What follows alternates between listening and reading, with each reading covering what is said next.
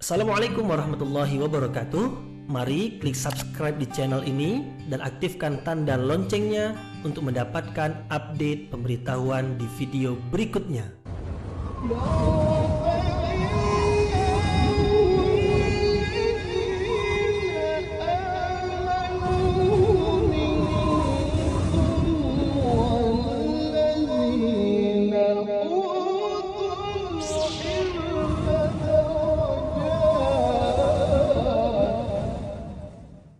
A'udzu billahi minasyaitonir rajim. Bismillahirrahmanirrahim. Assalamualaikum warahmatullahi wabarakatuh. Alhamdulillahi rabbil alamin wa bihi nasta'inu ala umurid dunya waddin. Nasta'inuhu wa nastaghfiruh wa na'udzu billahi min syururi anfusina wa min sayyiati a'malina. فمن يهد الله فلا مضل له ومن يضلل فلا هادي له أشهد أن لا إله إلا الله وحده لا شريك له وأشهد أن محمدا عبده ورسوله لا نبي بعده أما بعد. Kita bersyukur kepada Allah Subhanahu wa taala yang masih melimpahkan rahmat dan nikmat. Kita bersyukur dengan mengucapkan Alhamdulillahi Rabbil Alamin. Tidak lupa pula bersalawat kepada Rasulullah sallallahu alaihi wasallam dengan mengucapkan Allahumma salli ala Sayyidina Muhammad wa ala ali Sayyidina Muhammad. Dan bersalam kepada Rasulullah dengan mengucapkan Assalamu alayka ya Rasulullah. Alhamdulillah, pada kesempatan ini kita dapat kembali meneruskan pengajian tafsir ayat-ayat suci Al-Quran. Kita akan teruskan kepada ayat yang ke-21 dan 22 dari surah Al-Baqarah. Dua ayat yang akan kita bahas pada kesempatan ini adalah seruan Allah. Seruan Allah kepada sekalian manusia supaya beribadah kepada Allah. Kemudian Allah juga menjelaskan tentang bukti-bukti yang ada di alam semesta ini yang menerangkan tentang Allah sebagai Tuhan, sebagai pencipta alam semesta, sebagai pengatur alam semesta. Maka sepatutnya apabila manusia mengetahui Allah sebagai Tuhan, makanya patut manusia untuk beribadah kepada Allah Subhanahu wa taala. Allah berfirman, A'udzu billahi minasyaitonir rajim. Bismillahirrahmanirrahim. Ya ayyuhan nasu ubudu rabbakum alladzi khalaqakum walladzina min qablikum la'allakum tattaqun. Alladzi ja'ala lakumul arda firasha was-samaa'a binaa'a wa anzala minas samaa'i maa'an fa akhraja bihi minas samarati rizqan lakum fala taj'alu lillahi andadan wa antum ta'lamun. Allah berfirman, Ya ayuhan nas, wahai manusia, u'budu rabbakum, beribadahlah kepada Tuhanmu atau sembahlah Tuhanmu, alladzi khalaqakum, yang telah menciptakan kamu, walladzina min qablikum, dan juga telah menciptakan orang-orang sebelum kamu. La'allakum tattaqun, mudah-mudahan kamu dengan beribadah kepada Tuhanmu, kamu akan menjadi orang-orang yang bertakwa. Alladzi ja'ala lakumul arda firashan, Allah yang kamu sembah itu adalah Allah yang menjadikan bumi sebagai hamparan, was-samaa'a binaa'a, dan menjadikan langit sebagai atap atau bangunan. Wa anzala minas samai ma'an fa akhraja bihi minas samarati rizqan lakum. Lalu Allah yang kamu sembah itu adalah yang telah menurunkan dari langit hujan, yang dengan hujan tersebut, dengan air hujan tersebut, maka Allah mengeluarkan dari bumi buah-buahan atau tumbuh-tumbuhan yang kemudiannya berbuah sebagai rezeki bagimu. Maka fala taj'alu lillahi andada, maka janganlah kamu menyekutukan Allah Subhanahu wa taala, atau janganlah kamu menjadikan bagi Allah sekutu-sekutu. Wa antum ta'lamun, sedangkan kamu mengetahui bahwasanya perkara tersebut adalah perkara yang tidak dibenarkan, perkara yang dilarang, perkara yang tercela. Inilah ayat yang akan kita bahas pada kesempatan ini, yaitu ayat yang menerangkan tentang seruan Allah kepada seluruh manusia tanpa terkecuali. Sebelum ini Allah Subhanahu wa taala telah menerangkan tentang 3 kelompok manusia, yaitu kelompok orang-orang beriman atau kelompok orang-orang bertakwa, kelompok orang-orang kafir, kelompok kedua, dan kelompok ketiga, kelompok orang-orang munafik. Allah telah terangkan dengan sangat jelas antara 3 kelompok manusia. Kemudian Allah menyeru seluruh manusia dari kalangan manapun dia, dari kalangan orang beriman atau dari kalangan orang kafir atau dari kalangan orang-orang munafik. Dari kalangan orang beriman diseru untuk beribadah kepada Allah, untuk menyembah Allah, supaya tetap dalam keimanan, supaya mempertingkatkan keimanan. Kemudian disuruh orang-orang kafir supaya beribadah kepada Allah, supaya orang-orang kafir itu beriman kepada Allah. Setelah beriman kepada Allah, memperakui kesalahan yang telah dilakukan, yaitu memilih kesesatan, maka selanjutnya beribadah kepada Allah dengan menjalankan perintah-perintah Allah. Kemudian menyeru orang-orang munafik supaya berhenti dari kemunafikan. Karena sebenarnya orang-orang munafik, orang yang mengetahui kebenaran, tapi mereka tidak mau mengikuti kebenaran. Mengetahui kebenaran tapi enggan untuk mengikuti kebenaran. Maka siapapun manusia, dari kalangan manapun dia, kalangan orang-orang beriman kah, atau orang-orang kafir, atau orang-orang munafik, Allah menyeru mereka tanpa terkecuali supaya beribadah kepada Allah. Ya ayyuhan nas, wahai manusia. Yang menyeru di sini adalah Allah, dan yang diseru adalah manusia. Sepatutnya manusia apabila diseru oleh Allah, Allah yang menciptakan mereka, sepatutnya mereka menjadi lembut hatilah untuk mendengar seruan Allah. Sebab Allah yang menciptakan mereka, Allah yang memberikan rezeki kepada mereka, Allah lah yang menguruskan hidup mereka. Segala keperluan hidup mereka Allah yang menanggungnya.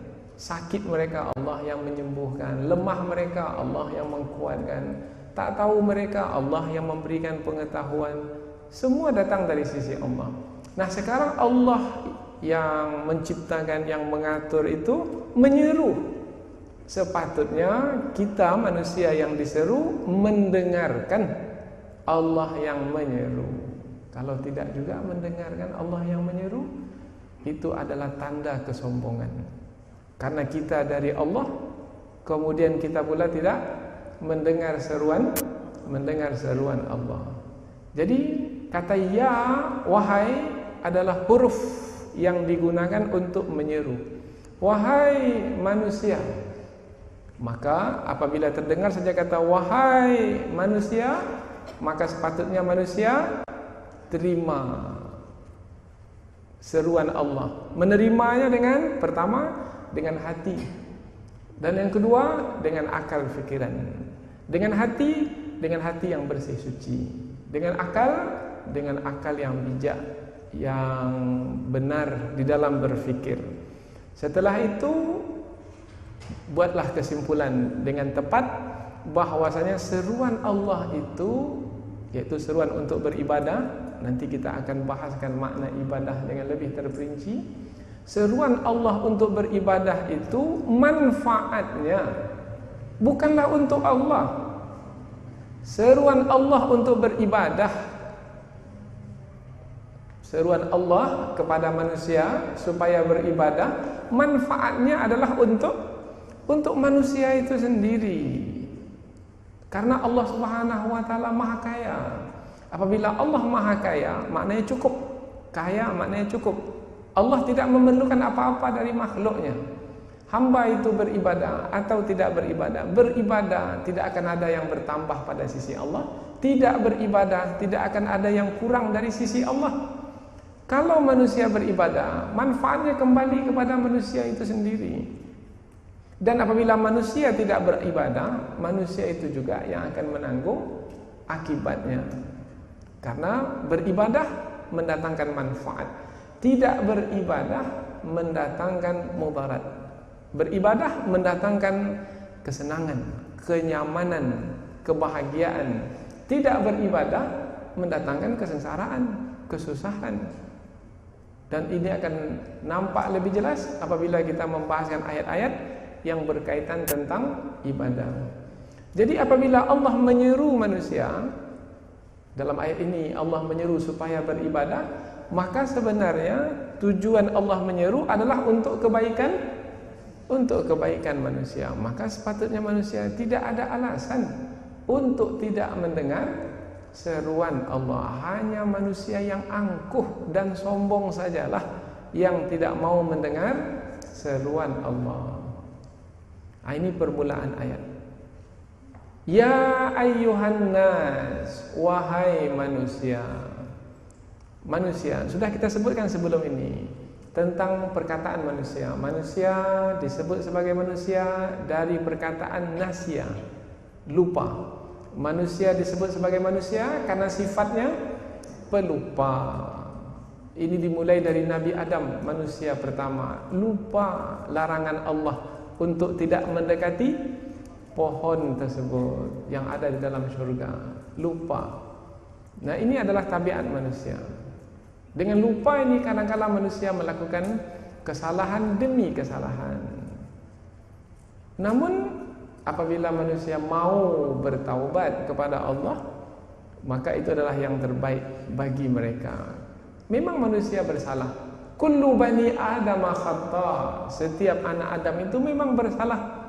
Mungkin karena lupa. Wa khairul khata'ina tawwabun. Sebaik-baik yang bersalah itu adalah yang bertaubat kepada Allah.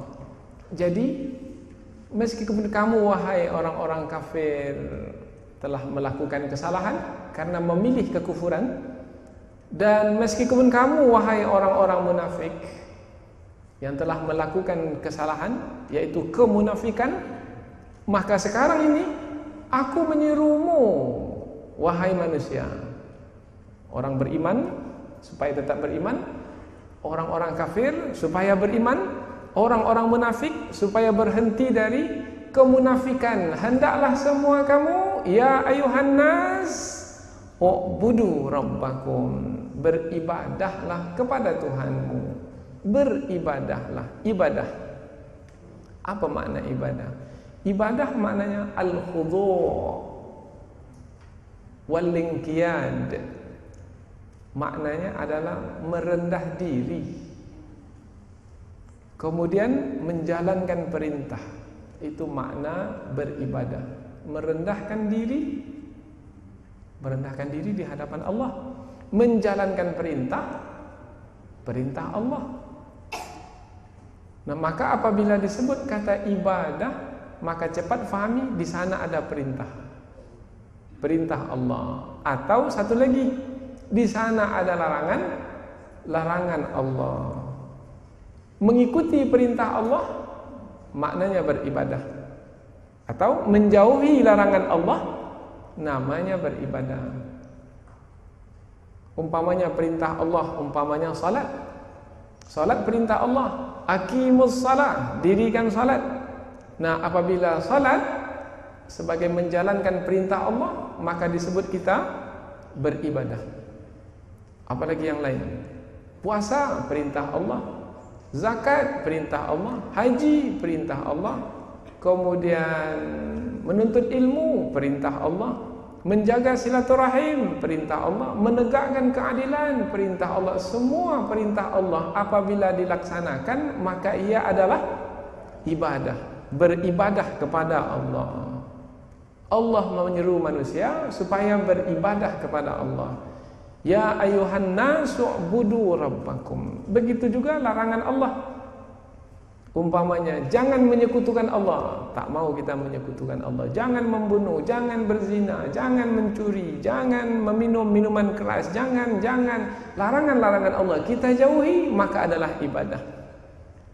Oleh karena hidup kita sebenarnya adalah untuk mengikuti perintah Allah dan menjauhi larangan Allah, maka bermakna hidup kita itu secara keseluruhan adalah ibadah.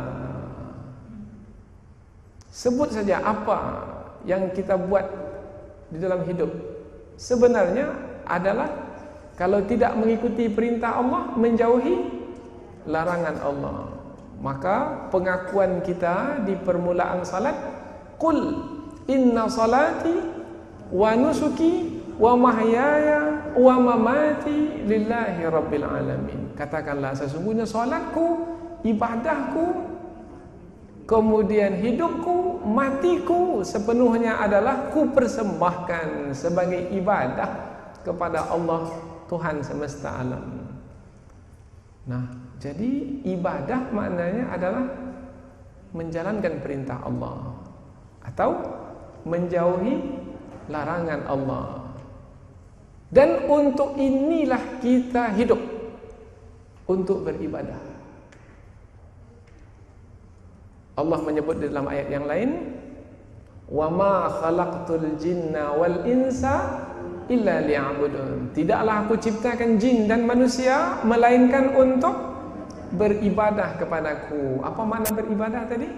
Tunduk dan patuh kepada Allah dengan penuh kerendahan hati, dengan penuh kerendahan diri, dan menjalankan perintah Allah. Semua perintah Allah sebenarnya mudah untuk dilakukan. Tidak ada perintah Allah yang susah untuk dilakukan. Karena mustahil Allah yang maha pengasih, yang maha penyayang akan membebankan sesuatu yang berat untuk kita jalani. Mustahil. Solat 5 waktu mampu untuk dilakukan. Puasa 1 bulan selama Ramadan dalam 1 tahun mampu kita lakukan. Kalau ada yang tak mampu, bukan karena ibadah itu yang berat. Salahnya bukan di ibadah itu, salahnya di orang itu. Hatinya, dirinya yang belum lagi mampu untuk melakukan perbuatan yang sebenarnya dia mampu. Yang membuat dia tidak mampu adalah dirinya. Mungkin karena hawa nafsunya masih lagi menguasai dirinya. Maka orang-orang yang mampu menunaikan ibadah adalah orang-orang yang hatinya itu dikuasai oleh iman. Maka apabila kita ingin beribadah kepada Allah, maka pastikan iman itu ada dalam hati. Dengan adanya iman di dalam hati, maka mudahlah untuk menunaikan ibadah, apapun ibadah, dan tidak akan terasa berat menunaikan ibadah, menjalankan ibadah. Apapun perintah Allah tidak akan terasa berat. Maka ada yang menerjemahkan atau ada yang mendefinisikan makna ibadah itu adalah tunduk dan patuh, yaitu dengan menjalankan perintah Allah, menjauhi larangan Allah. Tunduk dan patuh kepada Allah dengan menjalankan perintah Allah dan menjauhi larangan Allah. Ditambah satu lagi, dengan kesukaan. Nah, yang membuat suka itu adalah iman di dalam hati. Sebab setiap perintah Allah manfaatnya kembali kepada diri saya. Maka sepatutnya lah saya menjalankan perintah Allah itu dengan kesukaan. Kalau tidak, maka nanti saya tidak akan mendapatkan manfaat dan kebaikannya. Apabila sudah melakukan sesuatu dengan kesukaan, semua akan menjadi ringan. Salat 5 waktu ringan, puasa ringan, zakat ringan, pergi haji ringan, apapun ringan. Berjihad di jalan Allah, menyambung nyawa pun ringan. Karena dia perintah Allah dilakukan dengan kesukaan. Nah, Allah memerintahkan manusia supaya beribadah kepadanya, maksudnya ikuti perintahnya, jauhi larangannya dengan kesukaan. Sudah sampai ke tahap ini, maka Allah berikan alasan mengapa mesti beribadah kepada Allah.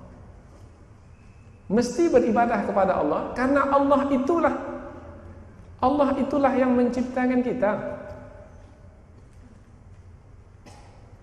Tapi sebelum sampai kita kepada Allah yang menciptakan kita, kita tengok dahulu ayat ini. Ya ayuhan nasu'budu rabbakum. Wahai manusia, beribadahlah kepada Tuhanmu. Di sini Allah menyebut rabbakum. Rabb Tuhan. Kalau disebut kata Rabb di dalam bahasa Al-Quran, Rabb bermakna Allah yang menciptakan, Rabb Allah yang mengatur, Rabb Allah yang memelihara, yang melindungi, yang menguatkan, yang mengkayakan, yang memenangkan, yang sebutlah apa saja yang berkaitan dengan kehidupan manusia. Itu maknanya Allah sebagai Rabb. Di sini Allah sebagai Rabb dibuat dalam bentuk satu, Rabbakum. Allah tidak menyebut Arbabakum, tidak.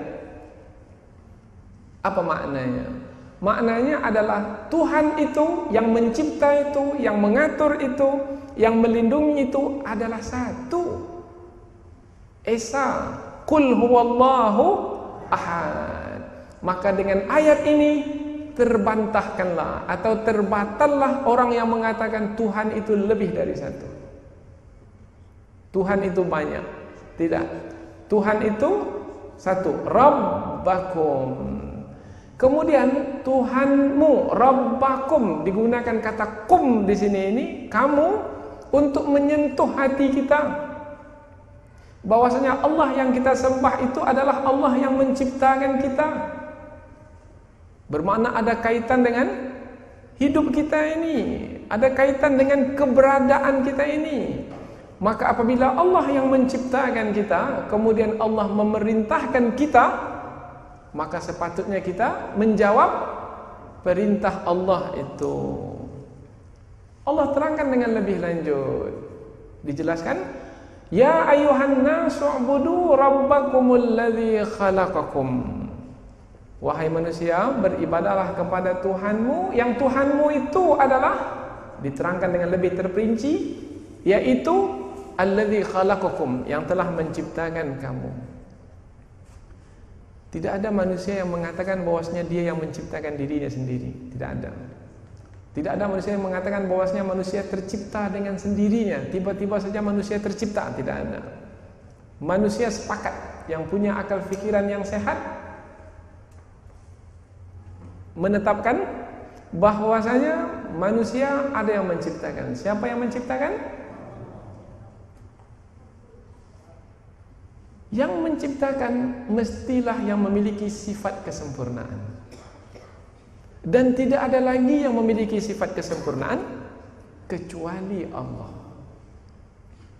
Maka jangan katakan patung yang menciptakan manusia, karena patung itu tidak punya sifat kesempurnaan. Berbicara saja tak mampu, bergerak saja tak mampu, tidak akan mungkin menciptakan. Di Jepang umpamanya, ada yang mengatakan Tuhan itu adalah matahari. Matahari itu adalah yang diciptakan. Setiap yang diciptakan punya sifat kekurangan. Diciptakan saja sifat kekurangan. Maka yang memiliki sifat kekurangan tidak berhak untuk disebut Tuhan. Ada yang menyembah lembu, menyembah sapi. Ada yang menyembah api, ada yang menyembah bintang, ada yang menyembah cincin, ada yang menyembah keris, ada yang menyembah jin. Semua itu tidak patut untuk disebut Tuhan karena memiliki sifat kekurangan. Nah, yang menciptakan kita adalah yang memiliki sifat kesempurnaan. Semakin nampaklah Allah Subhanahu wa taala yang menciptakan kita. Alladzi khalaqakum.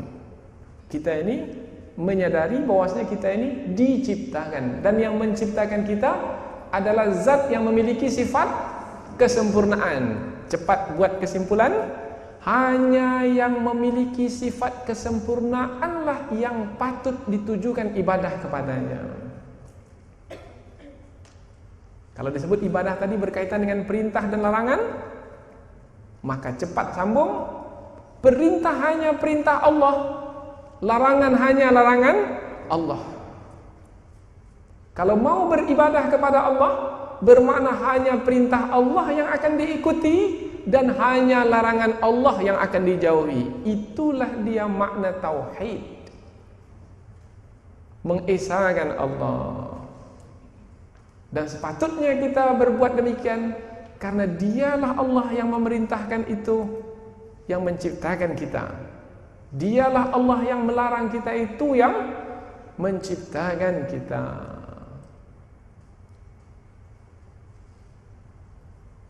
Kalau manusia yang dicipta tidak mau akur, tidak mau bersetuju dengan perintah penciptanya,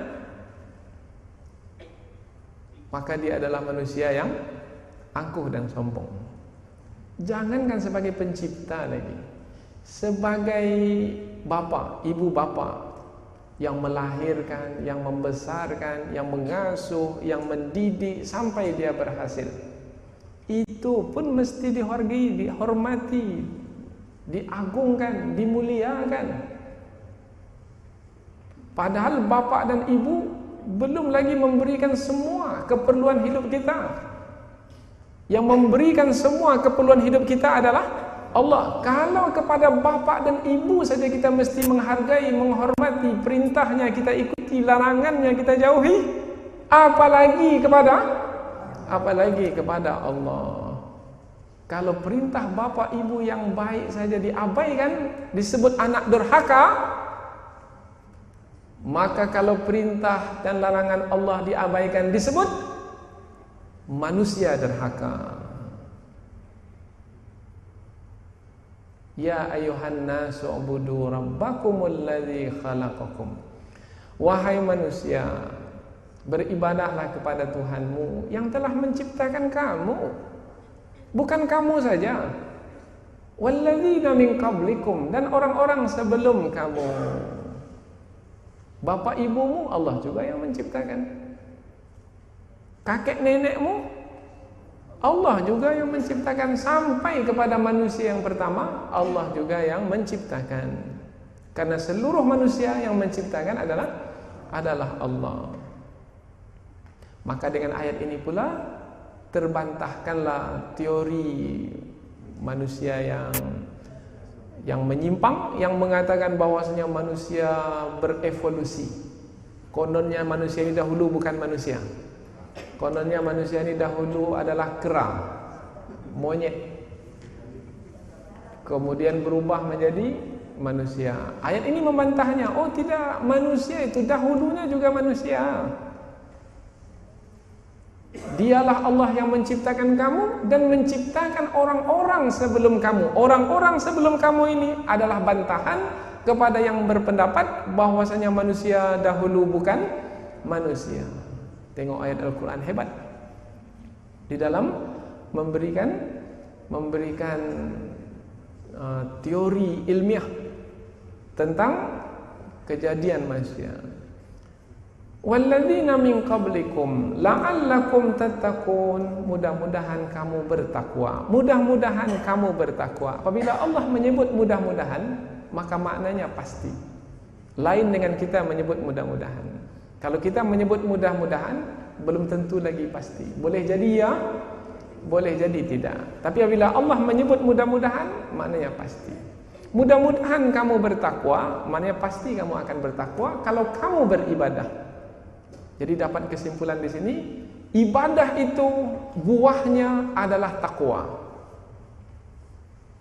Kalau mau mendapatkan takwa, beribadah. tidak akan pernah mendapatkan takwa kalau tidak beribadah. Ada yang menetapkan visi misinya berdasarkan iman dan takwa. Bagus sekali. Tapi kita nanti dari mereka, mana ibadah? Mana ibadah? Mana perintah Allah yang dijalankan? Mana larangan Allah yang dijauhi? Kalau perintah Allah tak dibuat, larangan Allah yang dilakukan, maka tidak ada maknanya berdasarkan iman dan takwa. Itu hanya sebutan di mulut saja. Karena yang Allah lihat bukan hanya sekedar sebutan di mulut. Yang Allah lihat adalah perbuatan yang nyata, yang dibuktikan dalam kehidupan sehari-hari. Takwa adalah buah dari ibadah. Kalau seseorang bertakwa, seseorang mencapai gelar takwa, maka seluruh masalah hidupnya akan terselesaikan. Seluruh masalah hidupnya akan terselesaikan, sehingga dia hidup ini tidak bermasalah lagi. Kalaupun dia dapat masalah, akan diberikan jalan keluar, sehingga tak memiliki masalah lagi. Yang susahnya adalah punya masalah tak ada jalan keluar, semua tertutup, sehingga terus tenggelam dalam masalah. Allah berfirman, "Wa may yattaqillah", siapa yang bertakwa kepada Allah, yaj'al lahu makhraja, Allah akan berikan kepadanya jalan keluar, min haitsu la yahtasib, dari arah yang dia tidak kira sebelumnya, dia tak fikir sebelumnya. Selesai masalahnya. Karena sebenarnya yang menyelesaikan masalah adalah Allah. Manusia sebagai yang menjalankan saja. Tadi tersampaikan, yang menciptakan alam semesta adalah Allah, maka yang mengatur alam semesta adalah Allah. Apabila Allah memiliki sifat kesempurnaan, tidak ada yang tak bisa diselesaikan. Tapi kalau manusia yang mengatur alam semesta ini, manusia memiliki sifat kekurangan, tidak akan ada yang selesai dengan sifat kekurangan. Hutang akan bertambah, kesengsaraan akan bertambah. Kononnya sudah merdeka, tetapi masih terjajah. Apa sebab? Sebab kita menjalani hidup dengan sifat kekurangan yang ada pada kita. Semestinya wahai manusia yang punya sifat kekurangan, bersamalah kamu dengan yang memiliki sifat kesempurnaan untuk menyelesaikan masalah-masalahmu, maka masalahmu akan selesai. Dan itulah buah dari ibadah yang akan dilakukan. Kita akan terus beribadah karena kita ingin menyelesaikan masalah-masalah kita. Hidup saja tidak ada. Tidak akan ada yang lepas dari masalah, tidak akan ada. Semua kita punya masalah. Ada masalah pada badannya, penyakit umpamanya. Ada masalah pada fikirannya, ada masalah pada hatinya, ada masalah pada hartanya, ada masalah pada kuasanya, ada masalah pada keluarganya. Banyak sekali masalah. Hidup pasti menjalani masalah. Lalu supaya tidak tenggelam dalam masalah dan dapat menyelesaikan masalah, bertakwa. Bagaimana supaya dapat bertakwa? Beribadah kepada Allah. Inilah yang Allah ingin sampaikan di ayat yang ke-21 ini. Ini dia formula untuk hidup bahagia. Ini dia petua untuk hidup sejahtera. Wahai manusia, ini dia Al-Quran sebagai petunjukmu, sebagai bimbinganmu, yang akan menghantarkanmu kepada apa yang kamu kehendaki. Di saat kamu tinggalkan Al-Quran ini, kamu tinggalkan bimbingan dan petunjuk ini, kehidupan yang sengsara menantimu. Wa man a'rada an dzikri fa inna lahu ma'isyatan dhanka. Siapa yang berpaling dari petunjuk Al-Quran, maka baginya kehidupan yang sempit. Di sini perlunya kita mentafsirkan Al-Quran. Karena kadang-kadang apabila kita baca Quran atau kita lihat dari terjemahannya saja, tak sampai kita ke kandungan ini. Apabila kita bahas dengan terperinci seperti ini, barulah dia terasa, ini dia yang saya perlukan di dalam hidup. Bukan hanya sekedar membacanya saja. Memang membacanya adalah ibadah. Tetapi lebih dari itu, kita ingin menjadikan Al-Quran sebagai petunjuk di dalam hidup. Ini dia ayat yang sangat penting. Ini kita sebut pada pengajian yang lalu. Ini dia visi dan misi manusia sebagai manusia. Ya ayyuhan nasu ubudu rabbakumul ladzi khalaqakum walladzina min qablikum la'allakum tattaqun. Dalam ayat berikutnya Allah menjelaskan dengan lebih terperinci lagi supaya manusia jangan sampai berpaling dari Allah. Maka Allah tunjukkan tanda-tanda kekuasaannya supaya jangan berpaling. Pertama, Allah tunjukkan tanda kekuasaannya dengan bumi yang dihamparkan. Alladzi ja'ala lakumul arda firasha. Dialah Allah yang menghamparkan bumi untukmu. Firasha, firash disebut firash. Firash ini maknanya bisa juga tikar. Tikar disebut tikar karena dia terhampar. Bumi disebut bumi sebagai firash karena dia terhampar. Mudahlah manusia untuk berdiam di atas bumi. Atau dengan kata lain, dialah Allah yang menetapkan bumi terhampar sehingga mendatangkan kenyamanan, kesenangan bagimu untuk berdiam di muka bumi. Kalau Allah tetapkanlah bumi itu runcing-runcing, berlubang-lubang, tentu kita tidak akan selesa, tidak akan senang mendiami bumi ini. Tapi kita tengok bumi itu terhampar, maka mudahlah bagi kita untuk berdiam di muka bumi. Kalaupun ada gunung yang ditinggikan, ada lembah yang didalamkan, itu ada tujuannya.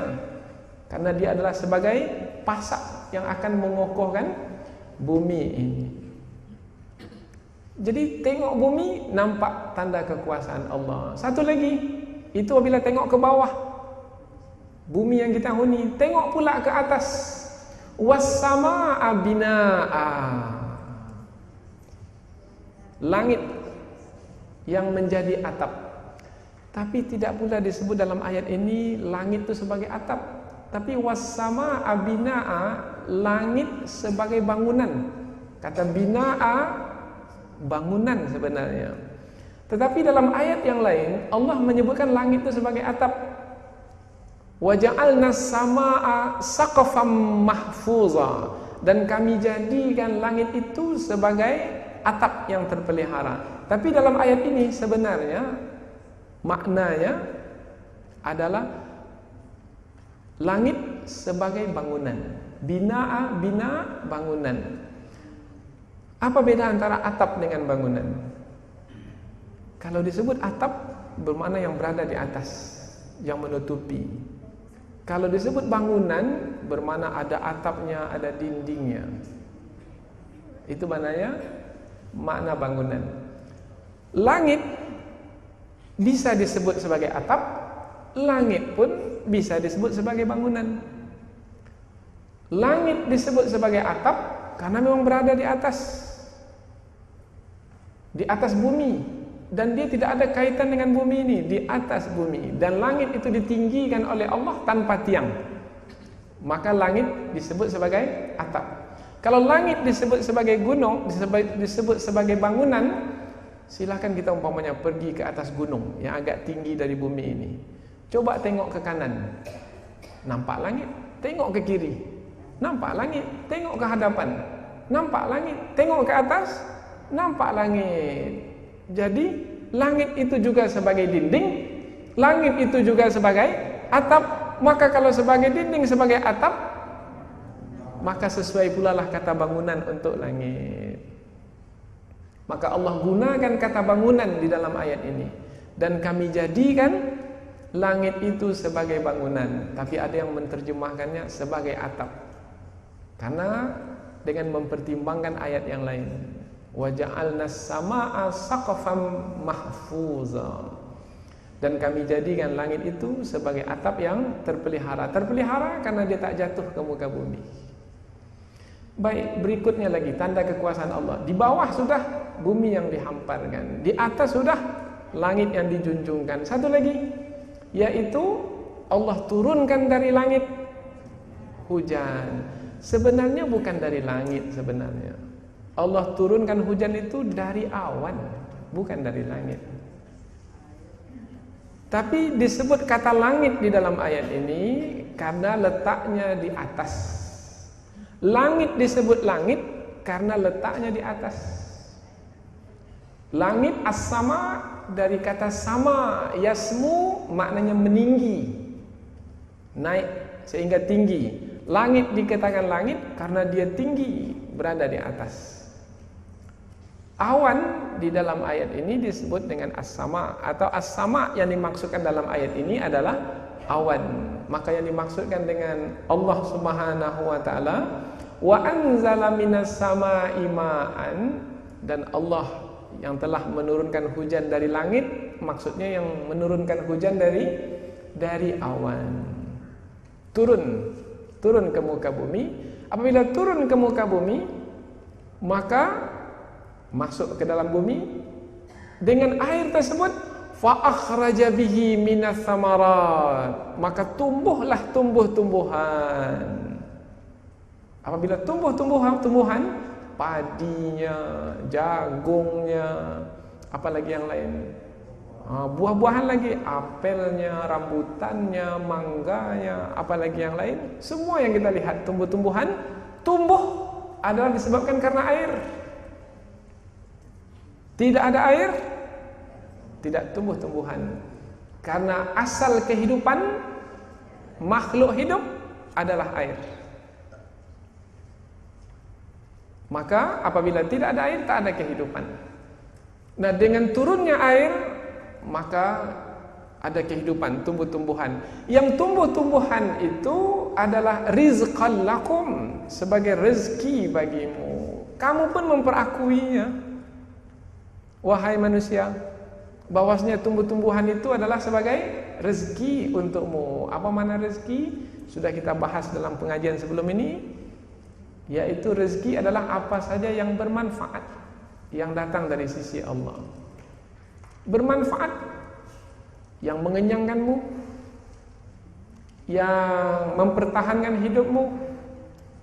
Dengan rezeki tersebut, maka kamu dapat terus menjalani hidup. Tanpa rezeki, kamu akan mati kelaparan. Dan rezeki itu datangnya sebenarnya dari sisi Allah. Meskipun tumbuh-tumbuhan itu tumbuh di muka bumi, tetapi yang menumbuhkan tumbuh-tumbuhan itu bukan bumi. Yang menumbuhkan tumbuh-tumbuhan itu adalah Allah dengan menurunkan hujan dari langit. Sampai hari ini tak ada manusia yang mengatakan hujan itu turun sendiri, tidak ada. Allah yang menurunkan dengan kuasa Allah. Permukaan bumi ini 2/3-nya adalah laut. Daratannya hanya 1/3 saja. Mengapa Allah tetapkan bumi ini 2/3 laut? Karena laut itu nanti akan menguap. Apabila laut menguap, maka dia nanti akan menciptakan awan.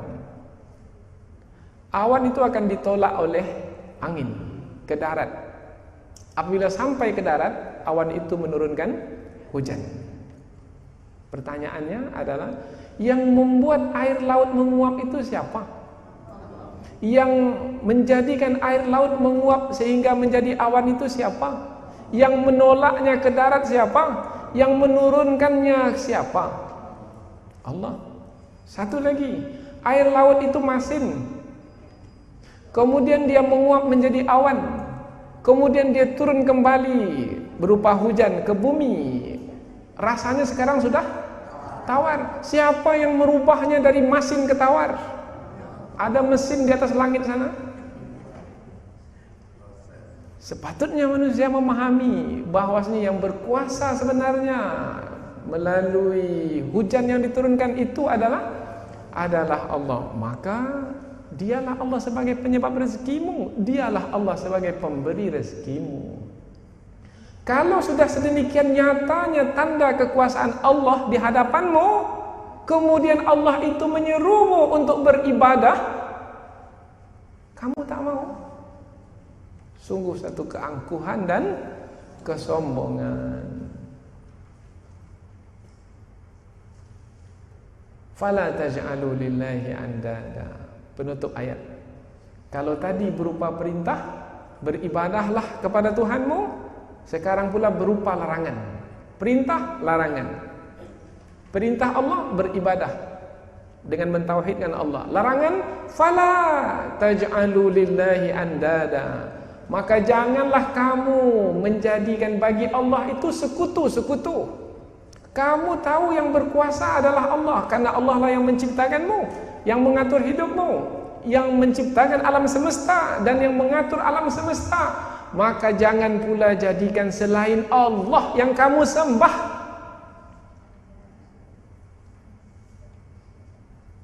Kalau kamu sembah juga selain Allah, betul-betullah kamu menyimpang, sesat dengan kesesatan yang nyata.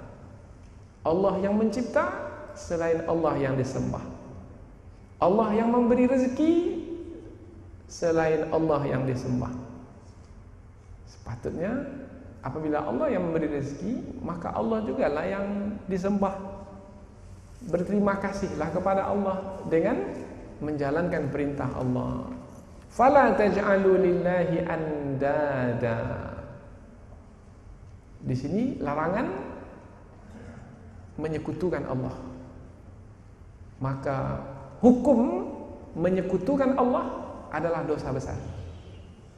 Bahkan dalam ayat Al-Quran, sebuah ayat menyebutkan salah satu dosa, satu-satunya dosa yang tidak diampuni oleh Allah adalah syirik, menyekutukan Allah. Fala taj'alu lillahi andada. Maka jangan sekali-kali kamu menjadikan bagi Allah sekutu. Wa antum ta'lamun. Padahal sedangkan kamu mengetahui. Sedangkan di sini keadaan kamu sebenarnya mengetahui Allah itu, kamu mengetahuinya sebagai yang memiliki sifat kesempurnaan, dan kamu juga mengetahui selain Allah itu tidak berhak disebut sebagai Tuhan, tidak berhak untuk disembah. Kamu pun juga mengetahuinya. Tapi kalau kamu buat juga, betul-betullah suatu kebodohan. Maka orang yang menyembah selain Allah disebut orang-orang yang bodoh. Maka zaman dahulu, zaman orang yang menyembah selain Allah disebut zaman kebodohan, zaman jahiliyah namanya, jahil. Umpamanya ketika Rasulullah diutus di kota Mekah, nah zaman itu disebut zaman jahiliyah, zaman kebodohan. Bukan mereka bodoh di dalam berdagang, mereka pandai-pandai dalam berdagang. Bukannya mereka bodoh dalam bersyair, pandai-pandai mereka membuat syair, membuat puisi, membuat pantun. Kebodohan mereka adalah Tuhan yang sebenarnya yang patut disembah itu mereka tidak mengetahuinya. Sebenarnya bukan tidak mengetahuinya, tahu sebenarnya, tapi mereka tidak peduli, tidak memperhatikan dengan akal fikiran yang sehat. Sebab kalau memperhatikan dengan akal fikiran yang sehat melalui tanda-tanda kekuasaan Allah, mereka akan dapat mengenal Allah, tapi mereka tidak memperhatikannya. Maka banyak dalam ayat-ayat Makkiyah, ayat-ayat yang turun di kota Mekah, memerintah atau menyuruh mereka untuk menggunakan akal fikiran. Afala yanzuruna ilal ibli kaifa khuliqat wa ilas samai kaifa rufi'at wa ilal ardi.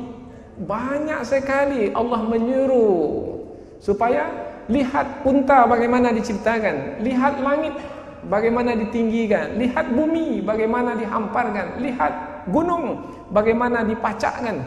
Semua lihat. Apabila mau melihat dengan akal fikiran, nanti akan dapat kesimpulan bahwasanya di sana ada penciptanya, dan penciptanya pasti yang maha berkuasa. Karena kalau tidak berkuasa dengan sempurna, tidak akan mungkin mampu mencipta.